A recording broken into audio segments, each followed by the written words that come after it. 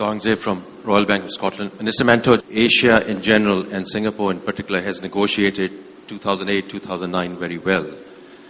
But to what extent, if we don't buy into the decoupling theory or we buy into decoupling theory, the Asia paradigm vis-a-vis the growth is going to be impacted in what's going to be happening or is happening in the Eurozone and in the US? And if that is the case, what should be our policy response in the years to come? I don't quite catch the point.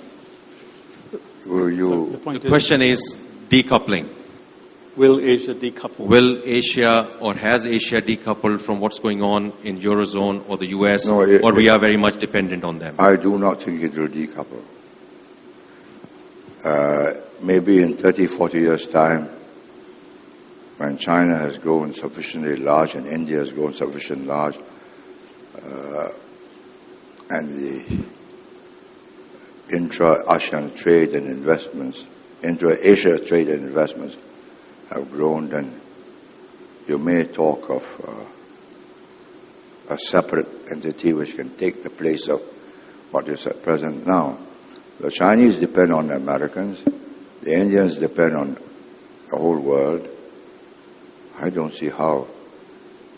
They are making goods which we are making, and how do we sell goods to each other? We are competing.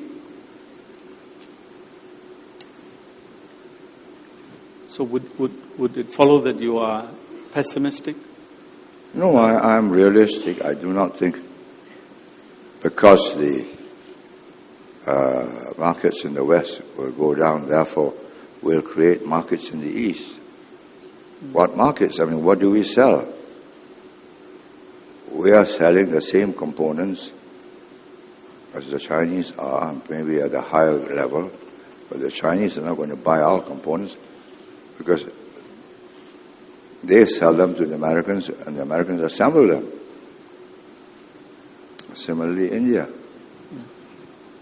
You've got to wait for the time when the Chinese are consumers themselves, and so are the Indians, and then that's a different story.